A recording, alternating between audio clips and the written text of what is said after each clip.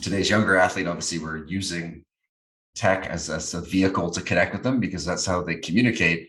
But Yeah. then it seems like a little bit more of a knife's edge in terms of being able to become more isolated in a sense rather than connecting with the team and feeling a part of the team. No, it's really critical, and that's why we keep seeing studies where social media is bad. Well, actually, social media helps. Mm. Oh, the internet's bad. Oh, actually, there's good stuff. And part of that is that if you use Facebook, or Instagram instead of friends, it's a negative. And that's Mm-hmm. what a lot of us increasingly are doing. We're having parasocial relationships. Research of the parasocial relationships first started in the mid 20th century because TV became the friend because TV's a really easy friend because you get that feeling of community, but you can turn it off whenever you want. Mm. And now, people are using social media like that. And the problem, if you use Instagram to message back and forth and make a time to get together with friends, Instagram's a positive, no doubt. If you use it instead of seeing friends, then it can be a real difficulty.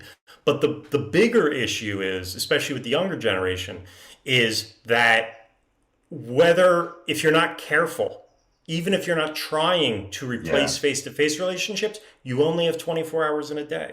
And so one researcher did a study that basically every email that you respond to takes 1 minute away from social time. Wow. And so you can basically think the more time I'm spending on the device responding to email doing that, that is usually coming out, whether you're thinking about it or not, it's usually coming out of the social budget.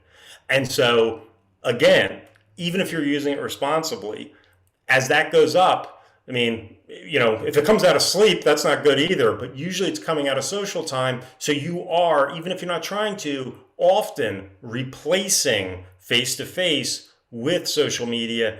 And again, that's just not the same thing. There was research into cancer support groups online. And basically, when you test cancer support groups that meet in person, they compared the two. And basically, cancer support groups online, almost 90% of people reported feeling depressed. You Oh, test cancer support groups that meet face to face, those reporting depression was zero. There's a difference, between the two. And if we're replacing it, even if it's not deliberate, it can really cause problems for us. yeah, it's almost alarming, isn't it, how the current is pulling us in that direction? But to your point, if we're aware of that, we can swim upstream and take advantage of the benefits. And a few years ago, I had a chance to interview Igor Grossman, who's a behavioral psychologist, and talking a lot about wisdom versus intelligence. And he'd done this in Yeah, interpersonal conflicts absolutely. and was talking about how in younger individuals, obviously individualism is on the rise, which meant there's more sort of independence, which is great. But on the flip side of that, there was more thinking about oneself and increases in things like narcissism and decreases in Yeah. things like empathy, which is something that you touch on as well in the book. Could you share some of your insights?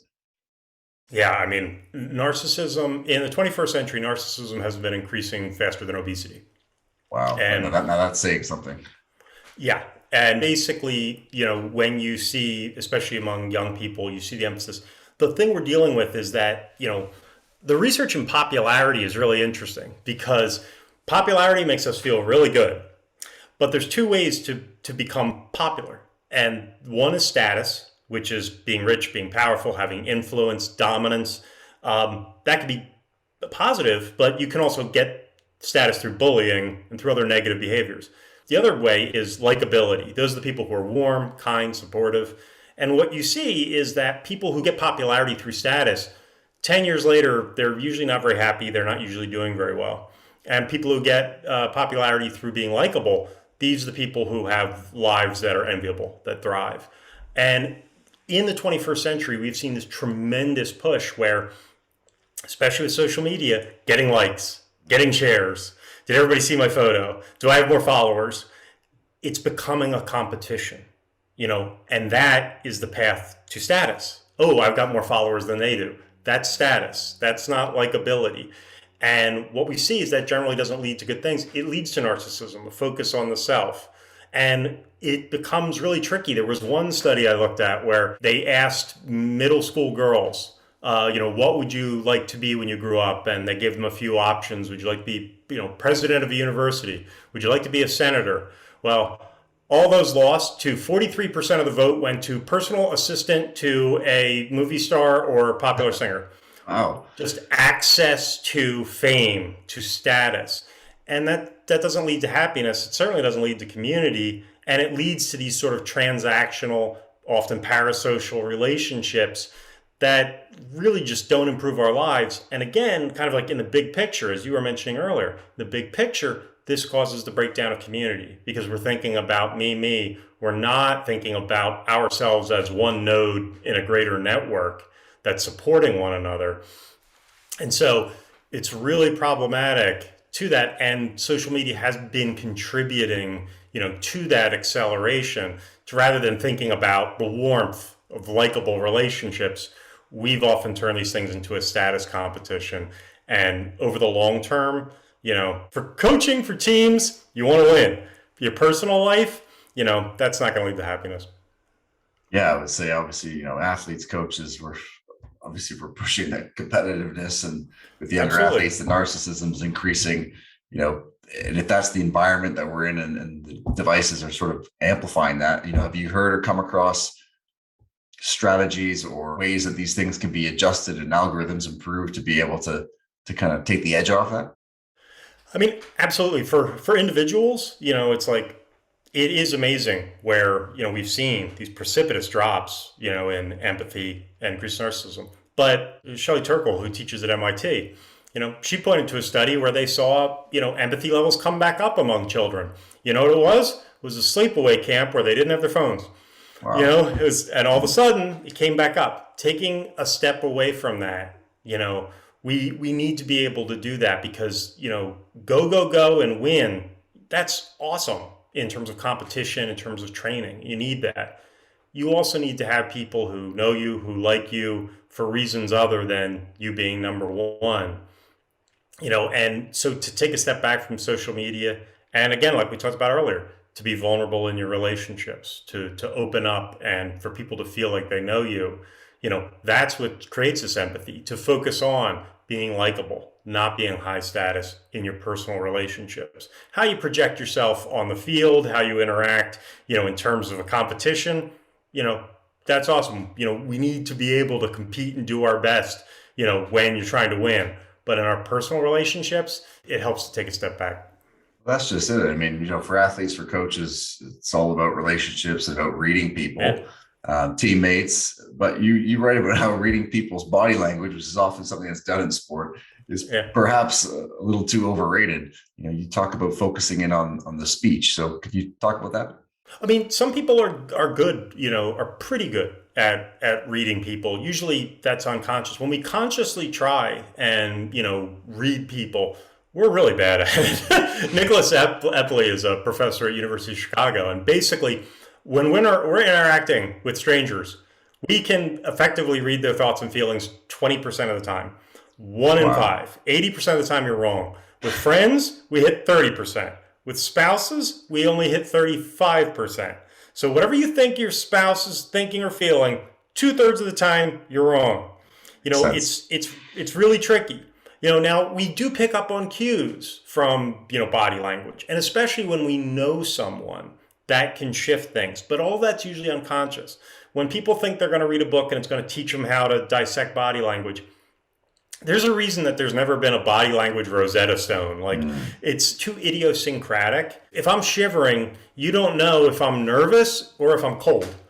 Yeah. It's like there's always context. And then, like I said, it's idiosyncratic. We usually, with strangers, we don't have a baseline. Maybe somebody always taps their fingers and that's what they do. Or maybe that's a sign that they're nervous. We don't know.